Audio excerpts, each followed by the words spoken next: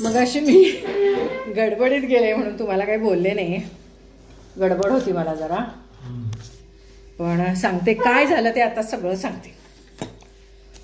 कसं झालं, मग अशी मी मावशींचे पैसे द्यायचे होते, पुन्हा मेडिकलवाल्याचे पैसे द्यायचे होते.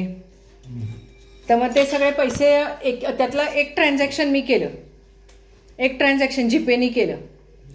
ते ट्रान्झॅक्शन केलं आणि माझं कार्ड बंद पडलं. ओके झालं नॉर्मल, आणि कार्ड बंद पडलं आणि no cards detected, no SIM card detected असं यायला लागलं. म्हटलं एका क्षणापूर्वी तर चालू होतं. म्हणून मग मी काय केलं, बंद केलं, चालू केलं. तर मला एक मेसेज आला. मेसेज असा आला की तुमचं सिम कार्ड चालू करण्यासाठी हा OTP शेअर करा.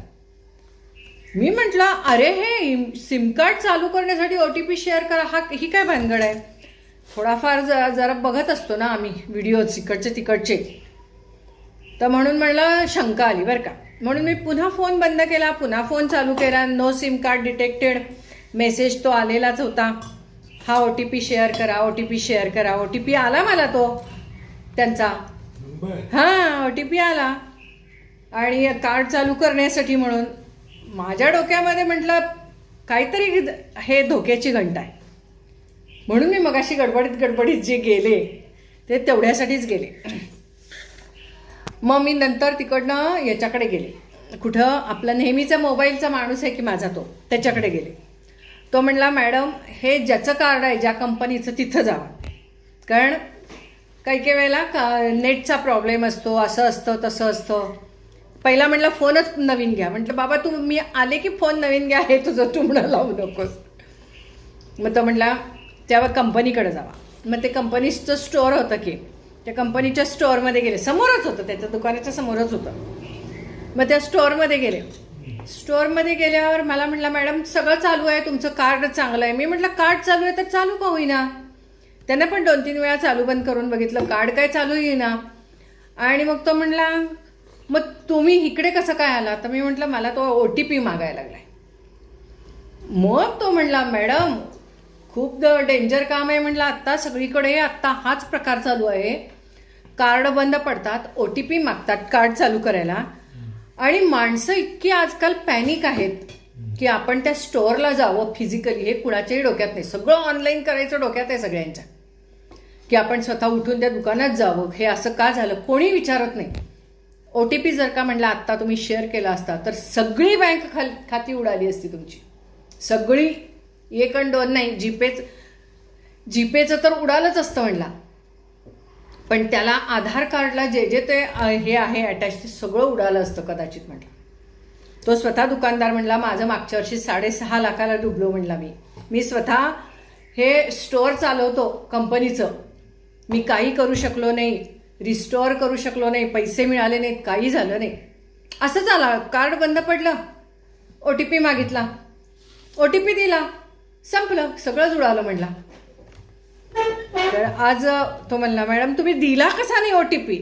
मी म्हटलं आपण शक्यतो म्हटलं वाचतो आजकाल सगळ्या गोष्टी, तर त्यामुळे मी करत. मग तो म्हणला आणि एक गोष्ट आता उठ सगळीकडे लिंक एक यायला लागलेत, कळलं का.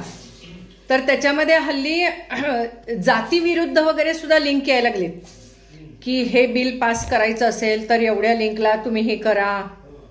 ते सुद्धा करू नका म्हटला.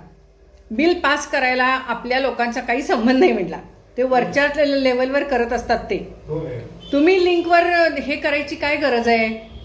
तो म्हणला हे हॅकर्स लोक हे लिंक क्रिएट करत असतात आणि माणसं अशी पॅनिक होतात आणि ते लिंकला हे करतात. आता समाजाविरुद्ध किंवा जातीविरुद्ध किंवा असं काहीतरी विशिष्ट समाजाविरुद्ध वगैरे येतातच की मेसेजेस, आणि माणूस लगेचच पॅनिक होतोय आणि त्या लिंकला हे देतोय की नाही बाबा मी मत एक घालून ठेवलं, वोटिंग करून ठेवलं तर मग कदाचित कायदा बदलेल वगैरे वगैरे वाटतं लोकांना. ते सुद्धा नाही म्हणला मॅडम करायचं, हे तो म्हणाला. आणि एक गोष्ट त्याने मला सांगितली की हल्ली बरेच जण म्हणतात की नाही की असं अनोळखी असेल की समजा असं आमचा एका भाचा आहे त्याला अशी मेडिकल हे पाहिजे आहे आणि त्यासाठी तुम्ही असे असे पैसे द्या, तुम्ही 10 रुपये दिलेत तरी चालेल, पण तुम्ही तेवढे पैसे त्या ठिकाणी मदत म्हणून करा. त्या ठिकाणी सुद्धा लिंकवर जाऊन क्लिक करायचं नाही म्हणला. तुम्हाला वाटतंय 10 रुपयाची एक काय अमाऊंट मोठी आहे आणि तुम्ही पटकन ते 10 रुपये सेंड करता म्हणला. असं सुद्धा करायचं नाही. किंवा कोणीतरी तुम्हाला पाठवतं की माझी भाची, माझा भाचा, माझी नातवंड असं असं ह्या स्पर्धेमध्ये भाग घेतलेला आहे, तर तिला जिंकवण्यासाठी हे या लिंकवर क्लिक करा. तर ते सुद्धा करायचं नाही म्हणला. त्या ॲपला जायचं, ॲपला जाऊन करा म्हणला. किंवा तो समजा एखादा शो असेल, रियालिटी शो, तर त्या रियालिटी शोच्या ॲपला जाऊन करा म्हणाला तो. परंतु कुठल्याही लिंकवर तुम्ही हे करायचं नाही म्हणला, क्लिक करायचं नाही. आता दिवाळी आली, हे असे तर इतके पैसे लोकांचे उडणार आहेत आणि लोक घर बसल्या पैसे घालवतात. तो सांगत होता, मॅडम लोक ऐकत नाहीत म्हटलं, आणि हे असं होऊन बसतं काहीतरी. तर कुठल्याही लिंकवर, आणि तुम्हाला जे मेसेजेस येतात ते तुम्हाला इमोशनल करणारेच असतात, की आता असा मोठा असा प्रॉब्लेम झालेला आहे, तर स्त्रियांवर अत्याचार होत आहेत, तर तो कायदा बदलण्यासाठी तुम्ही याच्यावरती वोटिंग करा, शेवटचा दिवस आहे, वगैरे वगैरे असे बरेच येतात. तर तुम्ही कुठंही करू नका म्हटला. हे एक लिंकच क्रिएट केलेली असते ती खोट्या माणसांनी, चुकीच्या माणसांनी. तर हे त्यानं मला आज सांगितलं. तर मला हे अगदी तुम्हाला सांगावं लागलं, कारण तुम्ही बसून OTP